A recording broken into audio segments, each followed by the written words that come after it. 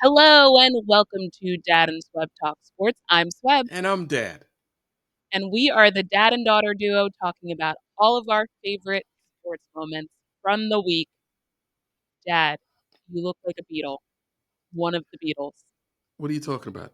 You don't like the way I look? You look like John Lennon, No. Black John Lennon. what's the what's the Did matter you with go the to the way? barber? What happened here? Well, you remember what I said last week, Sweb.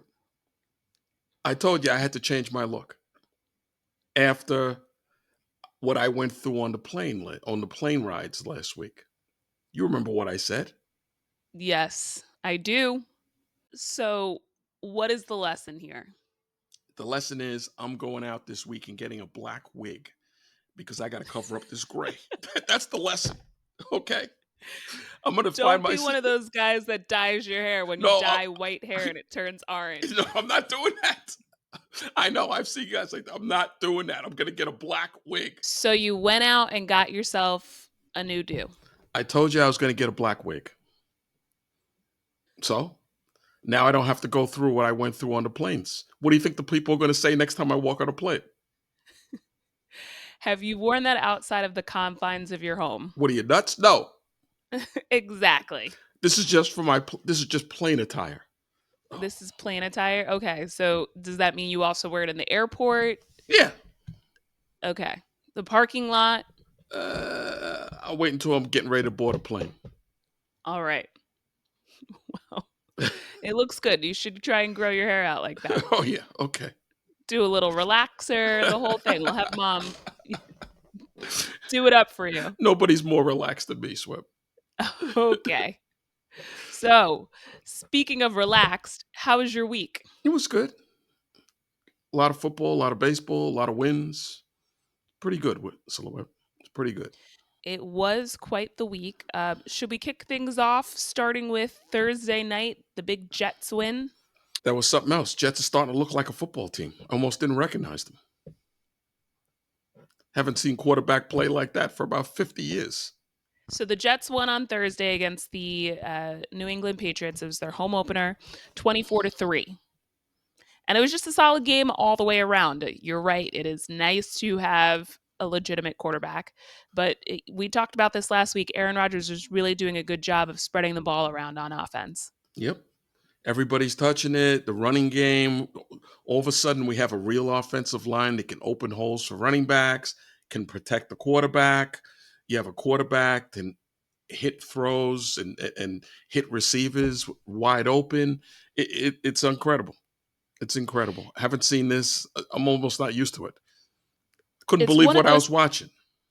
it's one of those things when you're watching a game, Aaron Rodgers makes the difficult passes and he makes the difficult passes look easy. So there are passes that most NFL quarterbacks can make. If guys wide open, runs the right route. Those are the easy ones. It's the ones where he meets the receiver right in stride. It's the ones where there's a little bit of protection on the receivers and he's able to kind of just slide the ball right in there. That is really making the difference for the Jets on offense. It's almost unrecognizable. Unbelievable. It's unbelievable. You see this with the other top quarterbacks. Hard keeping these headphones on with Swift. Are you going to wear this the whole episode or just Well, I just gotta change. I gotta change. I told you I was changing the looks, Web. I can't have people asking me, "Can I help you with my bag, sir? Can I help you with your bag?" I can't. I can't have this, Web. okay. Well, it the Jets had a great week and looking forward to really the way things continue to go. Hope so. Hope so. Now let's talk the Giants. For Giants fans, the Giants end up beating the Browns on Sunday. This game was really led by by the Giants defense. They ended up sacking the Browns quarterback 8 times on the game. Well, the Giants have had a good defensive line for a few years, and their defense is pretty good. The problem was with the quarterback and some of the skill position players. But their first round pick, Neighbors from LSU, the wide receiver, He made some incredible catches in the end zone, and for a rookie, he's playing great. Um, if they can keep that up and they can protect the quarterback, all of a sudden nobody's complaining about about the quarterback this week. They wanted to tar and feather him 2 weeks ago. All of a sudden, throws a few passes, you protect him. In this game, you have to protect your quarterback and you have to get after the other team's quarterback. If you can protect your quarterback and hurry and rush the other team's quarterback, you have a real good shot to win. The Jets did that, and the Giants are doing that. That's why they won this week. There were a few moments in the fourth quarter, though, where the Giants offense couldn't run out the clock and gave the Browns some chances to actually end up winning that game. So I'm not completely sold on the offense yet, but a good win for them because the Browns are a good team. The Browns are a good team. And one more thing you have to do, you have to be able to run the ball so you can control the clock at the end of games. The Jets have done that. If you want to go to college, Michigan did that. You have to be able to run the ball. So it's those three things. You have to be able to, four things. You have to stop the run. You have to run. You have to be able to protect your quarterback. And you have to get after the other team's quarterback. If you can do those four things and you don't fumble the ball and throw interceptions, you have an excellent chance to win the game. So the Giants will face off against the Cowboys on Thursday night at MetLife Stadium. I think that'll be a difficult game. The Cowboys are coming off of a loss. They're coming off of two losses, and they haven't looked good. It's unbelievable. Everybody was saying you have to give Dak Prescott the big contract before the season starts if you want to. And every time they go and Jerry Jones pays out these big contracts to guys, and then what happens? Team loses. And the Jets will face the Broncos, a 1-2 Denver Broncos team. Jets have to take the game seriously. Games at home. Denver has to travel all the way across the country. The game's at 1 o'clock Eastern time. So for them, it's 11 o'clock in the morning for the Denver team because of the time change. Um, Jets have to they just go out and do what they did last week and take the game serious and don't be overconfident. They can go to 3-1. This is a winnable game and one that they should win. So far, it was a good football weekend for us. Now let's turn the page to college football. The Michigan Wolverines end up with a big game, a big win against the USC Trojans. Dad, tell us about it. Well, a few days, the day before on Friday, someone asked me, "What do you think Michigan's going to do?" And I went, "Oh," because they didn't look good. They haven't looked good so far this year. They got blown out by Texas a few weeks ago, and USC is a real good team. Even though the game was at home, I didn't have a lot of confidence because their quarterback situation. And well, they changed quarterbacks this week, and he only had to throw like 5 or 6, 7 passes. They only threw for 32 yards, but they ran for like 295 yards. So Michigan switched quarterbacks, as you mentioned, to Alex Orji.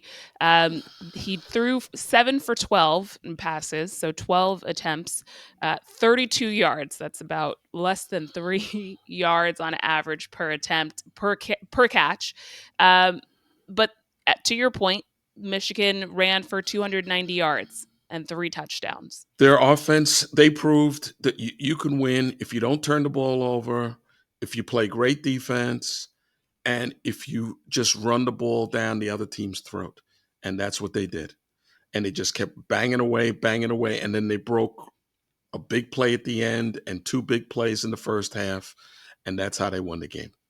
So it's not every day that you go and beat the 11th team in the country, 27-24, when your quarterback only throws for 32 yards. So they're definitely going to have to get that straightened out. As you mentioned, their running backs really came up big. Next weekend on Saturday, they'll play Minnesota.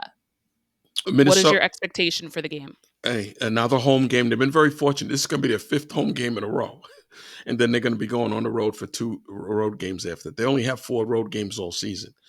They're just going to have to do the same thing, and hopefully they can get a little bit of a passing game going. And one of their best offensive players, Loveland, the tight end, he didn't play last week.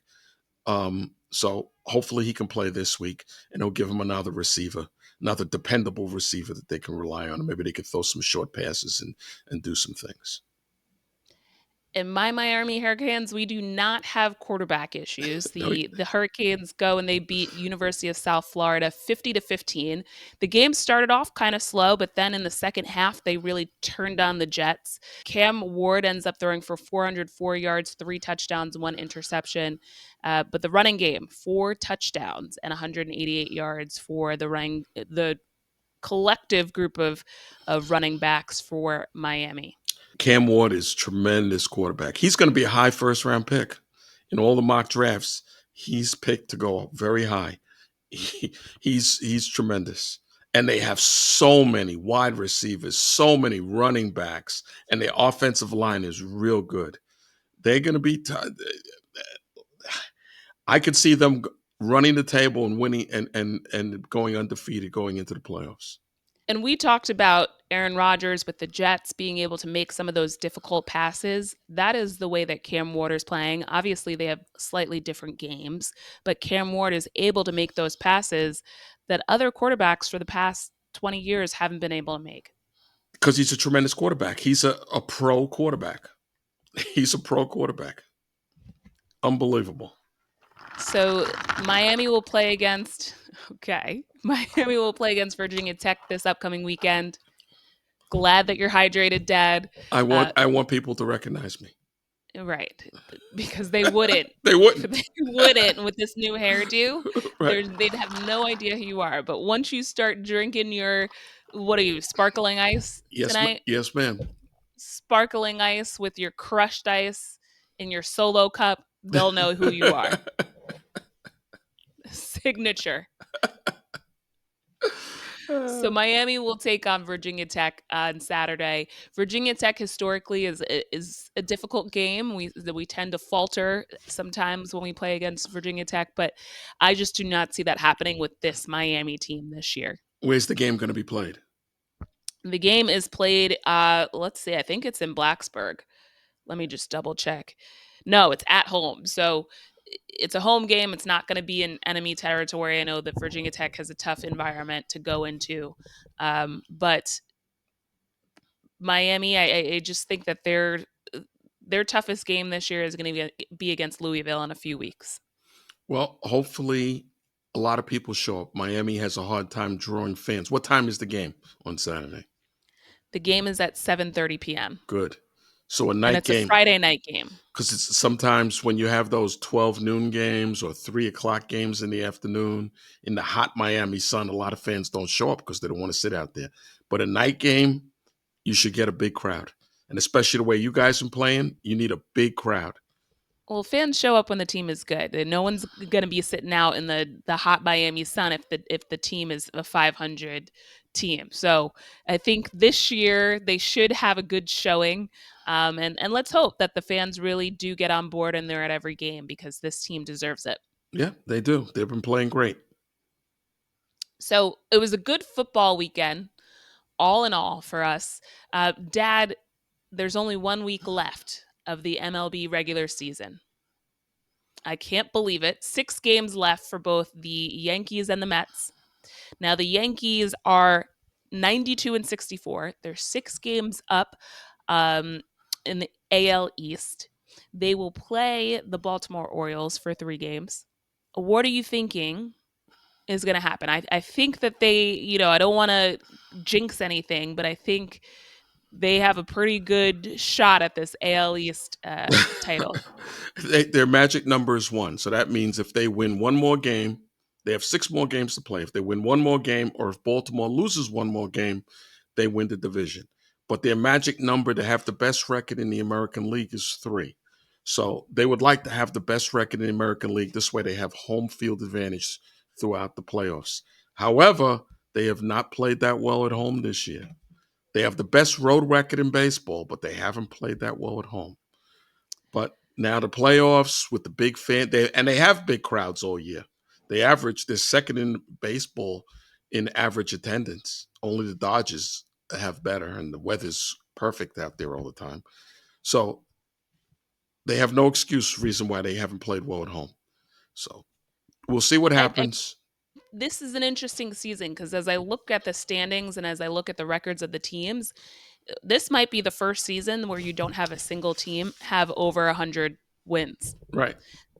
There's a lot of parity across the league. We're going to talk about the Mets in a second, but their record isn't too far off from the Yankees' record, and the Yankees are have the best record in the AL East right now, or in the AL right now. So this you never know what's going to happen in the playoffs. Obviously, playoff baseball brings a whole different atmosphere. I will say that the Yankees had some highs and lows throughout the season. Obviously, some injuries to their starting pitching rotation. They've had some injuries with first base, third base, all of these different things. I think the Yankees are actually starting to round out into form at a good time right now. The rotation is back to being completely healthy. We found some relievers are healthy. We found our closer in Luke Weaver. You've got all of your main guys back in the lineup. So I think this is now a good time. I don't know what we're going to see in this last week of baseball and then going into the playoffs. Well, I'll obviously get into it a little bit more next week, just before. But yes, you want to have the best record in the AL. You want to be able to play the weakest team you'll get a first round bye as the wild card teams are playing each other, and you want to be able to play the weakest team out of those early games where the wild card teams are playing against each other. Yeah, and the way things look, there's no one dominant team in Major League Baseball this year. There's probably 5 or 6 or 7 teams that could win the whole thing, and there are a few sleepers. And we don't even know. It's not complete who's getting in yet. But Detroit is like a half a game out of a wild card spot with their young pitching and some of their dominant relievers. They could win the whole thing. And people are going to say, Detroit, how could they win the whole thing? Trust me, they could win the whole thing. The Mets could win the whole thing. The way they've been playing, and they have a bunch of lefty starting pitchers that have pitched real well, they could win the whole thing. So let's talk about them. So just closing out the Yankees, they'll face the Orioles and the Pittsburgh Pirates this week at home, and then we'll see how they play. But these are Orioles are always tough. The Orioles are obviously fighting for a top wild card position as well. But you never know when it comes to the playoffs, right? So now let's move on to the Mets because they are 87 and 69. They're second in the wild card spots. But they've been playing and they've been hot for the past month or so. Yeah, maybe even a little more than a month. They're playing great ball. They're getting excellent starting pitching.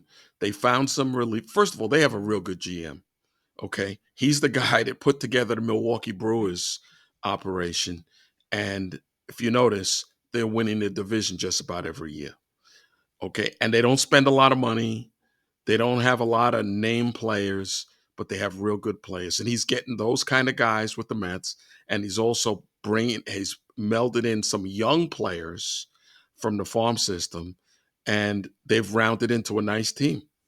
And they could surprise and win the whole thing. They could definitely make it to the World Series. So they are going to be battling for that wild card spot with the San Diego Padres, the Atlanta Braves, and also the Arizona Diamondbacks. Only three teams will come out of that four-team battle. Let me tell Who you do you think something. is going to be the team left out? With who? San Diego, the Mets, Arizona, and Atlanta for the wild card Maybe positions. Atlanta, unless Atlanta sweeps the Mets this week or at least wins 2 of 3. It could be Atlanta. Now, Atlanta, their whole team has been decimated by injuries all year. Okay. If they hadn't been decimated by injuries, key players their best players have been out, their pitchers, everything. If they had been healthy, they would have probably won the division because they would have been better than Philadelphia, who's falling apart now. The Mets just smacked them around over the weekend. The tough thing for the Mets as they close out the season, they'll play Atlanta in Atlanta, and then they'll go to Milwaukee and play the Brewers, But who are the NL Central division leaders. right, but, So but Milwaukee's already clinched, so they might be resting players. They're not going to be killing themselves to win those games. It doesn't matter to them at this point. well, not necessarily because Now there's 6 teams that will get into the playoffs from each league. Hmm. The 1 and 2 teams will have a bye in that first round, and then your 3 wild card teams and the 3 seed will play in that first round. So you are battling for a number 1 or 2 seed, That's true. and as I look at the records, yeah, it looks like they're probably safely the number 3 seed of the 3 divisions. But you just never know. They could be going out to try and play for that number 2 spot. How many games has Milwaukee won? Milwaukee is 89 and 67. And who's the So second? they would pretty much have to win out, and the Dodgers are 93 and 63. The Phillies are 92 and 64. So it's not going to be easy. They're about 3 games back of the Phillies. So they pretty much have to win out. But say the Phillies or even the Dodgers falter in this last week, you could end up finding yourself in a 1 or 2 seed and getting a bye to start the playoffs. Yeah, and that's very valuable. You can rest So it's not pitches. completely out of reach Right, yet. right, right. Good point. So one more week of the regular season, a lot of things left to happen. This is actually going to be, I think, a really exciting final week of the season. Normally, you have some teams that are already in it. Only one team, I believe, in MLB has clinched their division, and that's the Milwaukee or no, the Brewers are the only ones that have clinched their division. Everyone else. And the Cleveland Guardians have also clinched because they're 7.5 games up in the AL Central. But every other team is fighting for either a division spot or a wild card spot. And you've got the Yankees, and then Baltimore and Boston and Tampa Bay.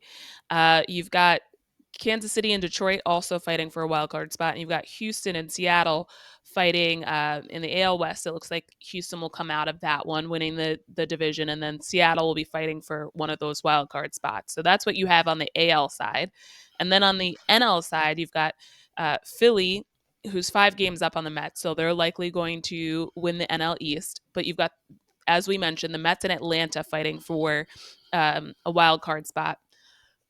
Excuse me. You've got Milwaukee, who's already clinched the division. Everyone else in the NL Central is out. And on the West, you've got the Dodgers, San Diego, and Arizona all fighting. Looks like the Dodgers will likely win the division. They're 3 games up on the Padres, but anything can happen. And I didn't take a look at the schedule to see who everyone's playing. There might be some matchups in there. Yeah, the Dodgers and Padres are actually playing each other this week. So depending on how that series goes, determines who wins the NL West. There's no dominant team in Major League Baseball this year. It's up for grabs. Anything could happen. Uh, Anything could happen. Whoever gets real hot once they get into the playoffs, who makes a key mistake, who makes a key error, who gets a big hit. Look for some unsung players that haven't hit that well to get a key hit here and there, or a player in the outfield making a tremendous catch, or in the infield. It's going to Anything be could happen. exciting. It's going to be It's going to good. be exciting. I don't really like to be that stressed out in the early rounds. I like to know that my team is going to make it at least to the ALCS, but it's going to be exciting for fans, general fans, fans of different teams. If you're a baseball fan, it's going to be a good time. So I recommend tuning in to this last week of the season and then into the playoffs because you just never know what's going to happen. That's right. Let's hope that the Yankees win out. Hope so. So we've talked about some exciting things. We started with a lot of highs, a new hairdo, There you some go. wins on the gridiron. Teams, baseball teams, doing well to end the season. I hate to put a damper on this episode, Mm. but we've got some major news that just came out on Monday that Mitchell Robinson, starting center for the New York Knicks, is going to be out potentially until December, January of this upcoming NBA season with an ankle injury. He had a stress fracture, had surgery in the offseason. It was also, he had been injured all season, I think with the same ankle. Same ankle. Um, so now the Knicks don't really have a center. They have Precious Achua and Jericho Sims, who are decent bench guys, but they're not someone who you want to put in the starting lineup for the first 3 months of the season. So, Dad, I knew that this was going to happen, and you almost can't do anything about it because Isaiah Hartenstein leaves for Oklahoma City, as we all know. He left for more money in a great situation. Oklahoma is a great, we've talked about it, it's a great city. He doesn't have to ride the subway, he pays less in taxes. Yes, there are tornadoes, but they're a good young team. And he's well within his right to go to a new organization and get his flowers and be guaranteed starter for a very good team. And I had said last year, I said, I really wish that Isaiah Hartenstein was actually the starting center and you use Mitchell Robinson off the bench because Mitchell Robinson has injury issues. So here we are, about a month away from the start of the NBA season, and the Knicks don't have a legitimate center. If you remember, this injury occurred in the first round of the playoffs last year with Philadelphia when Embiid, on a dirty play, hurt him and he was out. That was one of the reasons why they got eliminated in the second round because he wasn't healthy to play. Well, I mean, no one was healthy. Let's Right. Yeah. He was no one was healthy he by the was one time of it was about over. seven guys that couldn't play. Yeah, but the time it was over, they were calling you up to see if your schedule was free during the playoffs. But Oh, wait, yes, wait, Joel Embiid in that who play. took that call? Well, they thought twice because you had gray hair. They were like, "Oh, he's too old to play in the lineup."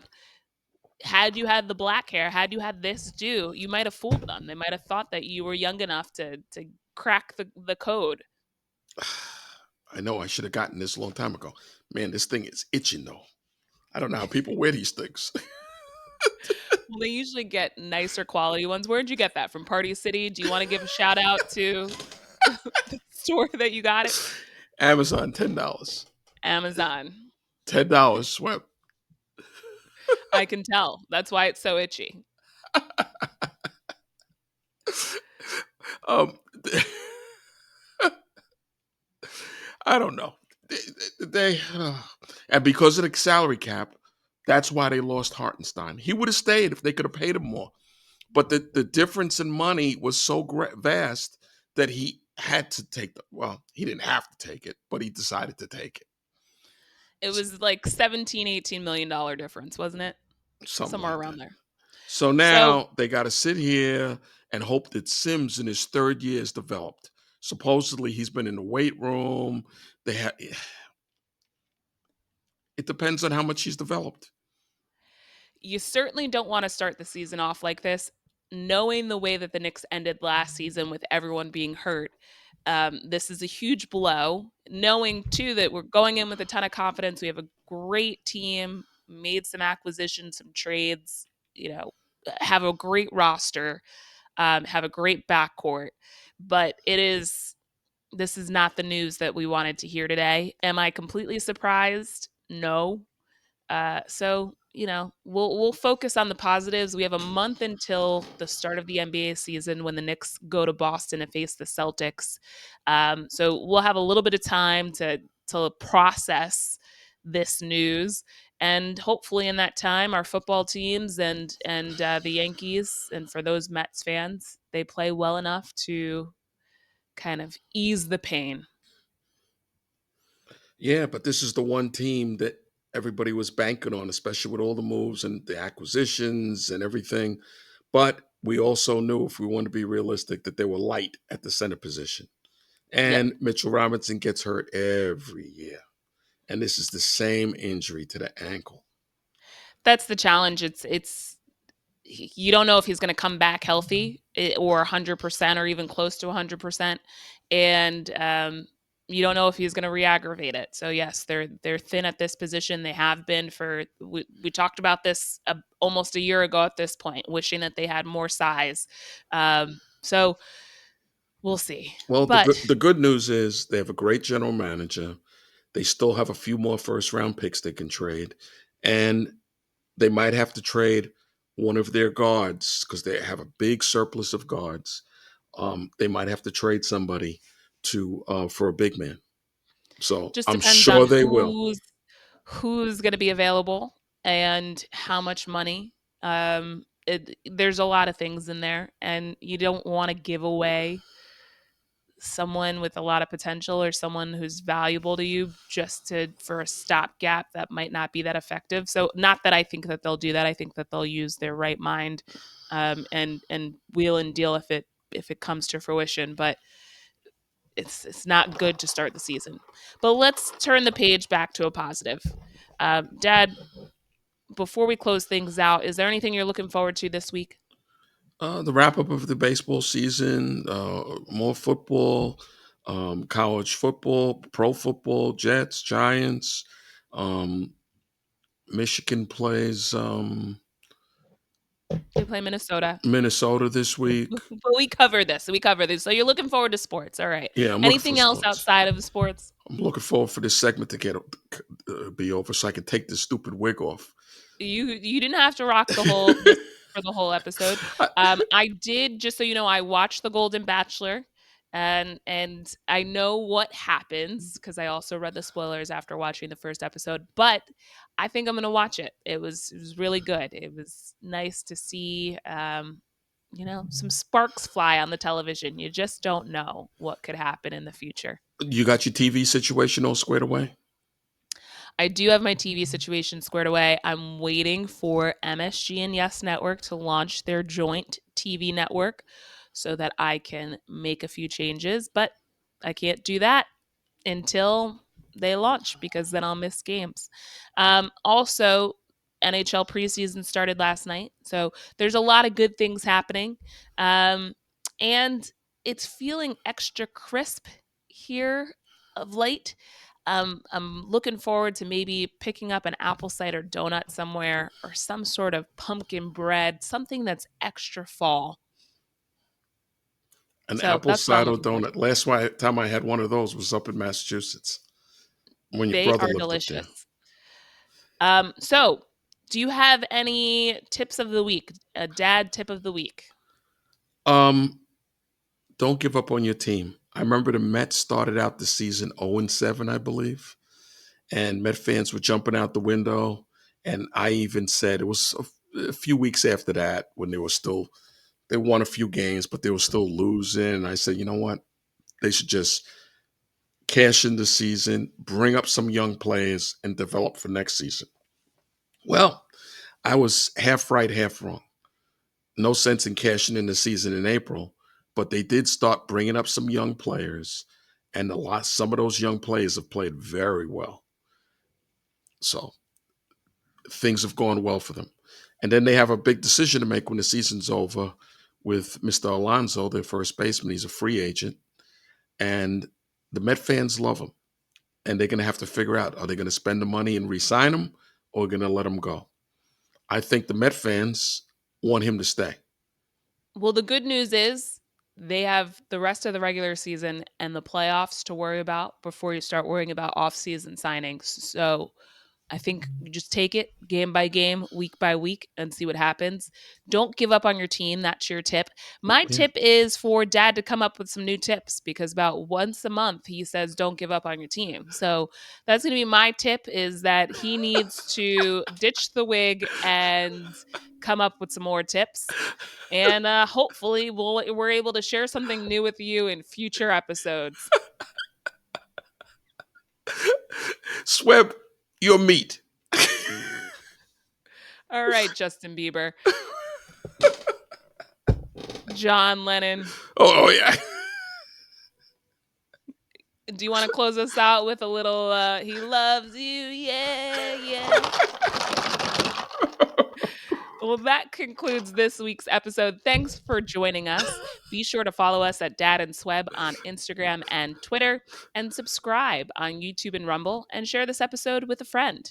We'll see you later. So long. Been a hard day's night. And I've been working like a dog. Swebb, shut up. Thank you for tuning into Dad and Swebb Talk Sports, the show where we cover all of our favorite sports moments from the past week. Don't forget to subscribe on YouTube and Rumble, and follow us at Dad and Swebb on Instagram and X. See you next week.